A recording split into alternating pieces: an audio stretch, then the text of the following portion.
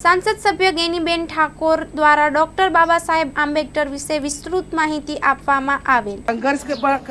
संघर्ष करे અને શિક્ષિત બને।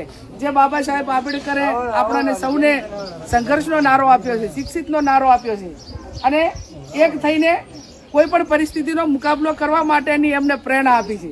બાબા સાહેબ આંબેડકરને આપણે દર બધા જ પ્રસંગોમાં યાદ કરીએ છીએ, પણ આપણે એમની પાસેથી શું શીખ્યા? કઈ 24 કલાકમાંથી 18 કલાક મજૂરી કરી હતી જે તે વખતે, અને એટલા માટે વિશ્વમાં એમને નામ કરીને આપણને બધાને આજે પણ જીવવા માટેના અધિકાર આપ્યા। બાબા સાહેબે એસસી અને એસટીને એ ટાઈમે પેલું કરવું, ઓબીસીને એ ટાઈમે અનામત આપવા માંગતા હતા, પણ એમનું ન બોલું થયું તો એમને રાજીનામું આપી દીધું હતું। આજે આ બહેનોને મારી વિનંતી છે, કહું છું કે તમે માતાજીની દીવાબત્તી કરો ને તો ભેગો બાબા સાહેબ આંબેડકરના ફોટાને પણ દીવાબત્તી કરજો। સમજે, આ ભારતની નારીને કોઈ જીવવા માટેનો માનભેર કોઈ જીવવા માટેનો અધિકાર આપ્યો હોય તો બાબા સાહેબ આંબેડકરે આપ્યો છે। ચાહે સંપત્તિમાં ભાગીદારી હોય, ચાહે દૂધ પીતી કરવાની પ્રથા બંધ, અનેક એવા જે ખોટા કાયદાઓ હતા એ તમામ નાબૂદી કરીને મહિલાને સંવોવડી કરીને એને તમામ અધિકારો ભારતની સર્વધર્મ તમામ ધર્મની નારીઓને ભારતની અંદર જીવવા માટેનો જો કોઈ અધિકારો અને કાયદાઓ આપ્યા હોય તો એ બાબા સાહેબ આંબેડકરે આપ્યા હતા।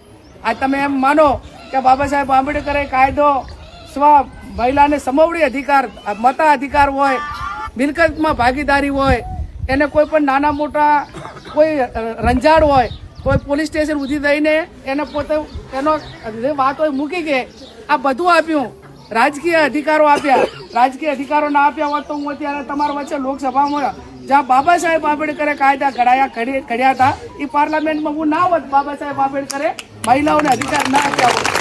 એટલે જે આપણને બંધારણ આપ્યું છે, બંધારણનું આપણે જે અમૂલ્ય ધન છે કે જેની કિંમત જ ના આંકી શકાય એટલું અમૂલ્ય આપણને વારસો બાબા સાહેબે આપ્યો છે, એનું જતન થાય। વ્યસનો ઓછા।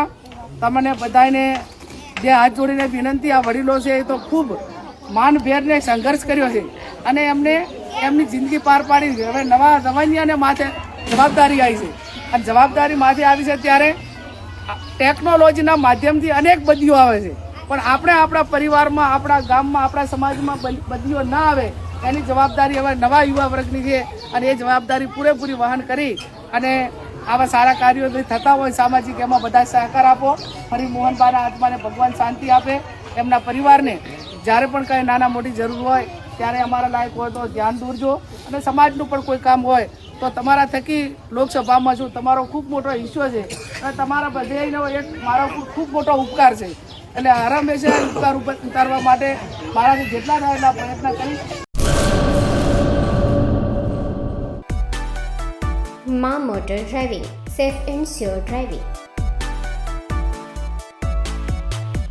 ડ્રાઇવિંગ એ શોખ સાથે આપની મોટી જવાબદારી પણ છે।